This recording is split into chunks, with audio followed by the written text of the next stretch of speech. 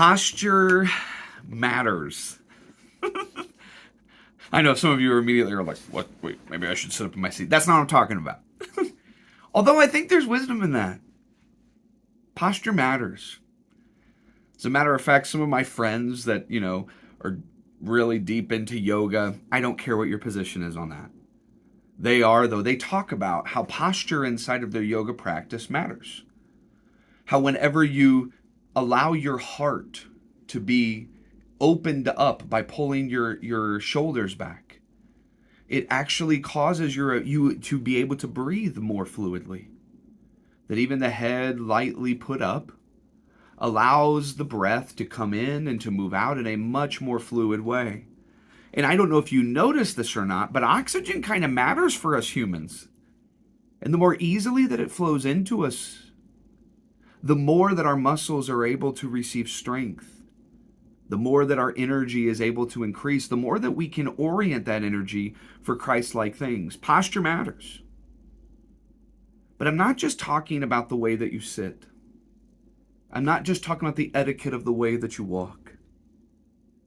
I'm talking about our relationship with God. I know that, as a Protestant, I know that many people around me are very anti-Catholic. I'm just not. I think there's a lot that we can learn from the traditions that maybe aren't our own, but traditions that are still centered on Jesus. And I've been to Catholic masses before. I've been to monasteries to try to just reconnect with the Lord. And one of the things I've always found fascinating in their services is that young and old, throughout the service, whenever I grew up throughout the service in a Church of Christ, non-instrumental Church of Christ, we would always, inside of our songs, we would stand up and we would sit down. Sometimes on the third verse, please stand up. And we'd stand up and then we'd sit down and stand up and sit down and stand up and sit down. And I think a lot of the time people got annoyed with that movement of posture. But there's something about the standing up that is oriented around reverence. Whenever we are overwhelmed by the accomplishment of a person that maybe we don't know, or a person that maybe we do know, we give a standing ovation because posture matters. But one of the things I found interesting inside of a Catholic service is that they wouldn't just stand up and sit down, although they did that a lot. They also would have times whenever they would have kneeling benches connected to the pew in front of them. And you would pull those down, and you would actually kneel on your knees for long portions of the service. One of the other things I noticed that was interesting is every time they were getting ready to go to their seat, before they would move into their row, they would bow their knee to a cross of Jesus that is hanging high in the sanctuary. Why? Because posture matters. Posture says something, not just about us, but also about how we are interacting with the one that is before us, or with the ones that are before us. What is all this discussion of posture talking about? I'm wrestling today with Luke chapter 10, verses 38 through 42. You've heard the story before, but I want you to think through the lens of posture. As Jesus and his disciples were on their way, he came to a village where a woman named Martha opened her home to him. You've heard this before, yes?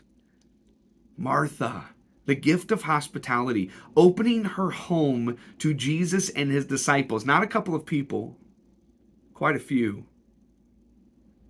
She had a sister called Mary, who sat at the Lord's feet listening to what he said. Now, there's two things in that verse I want to point out. She had a sister called Mary. I wonder if Jesus had that conversation with her whenever he first met her. Your name's Mary. That's the name of my mother. The name Mary carries with me a deep depth of meaning, of connection. I wonder if Jesus had that conversation with her. But it says she was called Mary, who sat at the Lord's feet listening. It tells us her posture. It tells us where she can be found, how she interacts. And that says something about Mary, but it also says something about Jesus, how she viewed him. She sat at the Lord's feet, listening to what he said.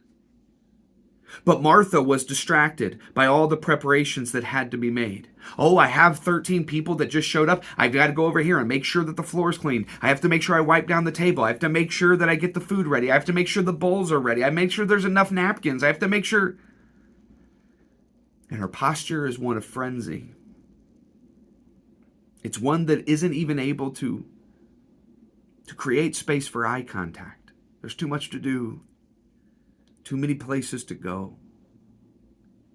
Her posture is one of distraction. And I don't know about you, but if you ever have somebody in your life where the whole time you're talking to them, they're constantly looking around at other things, or they're even looking down at their phone, their posture says something about you. And it also says something about them.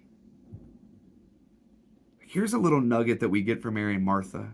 Busyness for the Lord does not necessarily mean you're drawing closer to him, because sometimes our busyness in the Lord keeps us from even hearing him. Your posture matters.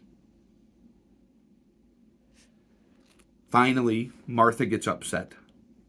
She came to Jesus and asked, "Lord, don't you care that my sister has left me to do the work by myself? Tell her to help me." Her posture of busyness says something about her and how she views everyone around her. Martha says Mary's being lazy. Mary is not doing her duty, and she has cast it all on me. Martha's posture of busyness leads to accusations of others. Martha is proving that she is doing more, that her calendar is more full, that she is constantly staying up and working for the Lord. How dare you not? Then Jesus says, her name very gently, I believe, "Martha, Martha," the Lord answered, "you are worried and upset." That is the same Greek phrase used in the parable of the seeds. The third soil, where Jesus cast the seed, and it grows, but then it burns out because it was worried and upset. You are worried and upset about many things, but few things are needed. You have a posture not of listening, Martha. You have a posture of distraction. Or indeed, only one thing is needed. And Mary has chosen better, and it will not be taken away from her. Mary has chosen a different posture, and the posture says something about you, but it also says something about the ones that you are posturing yourself toward. Here's my challenge for you this week. I want you to wrestle with, what is your posture for the Lord? Is it one of listening? Or is it one of busyness? Is it one of locking eyes with him so that whatever he says will be communicated to you? Or is it one where you can't even lock eyes because you're constantly moving, and all you find yourself doing is comparing and accusing other people for not doing what you are doing to the Lord? We need to change our postures, because ultimately our postures are what put us in a position to either become more like Christ or to miss him completely, even though he's sitting right in front of us. I love you guys. Have a good week.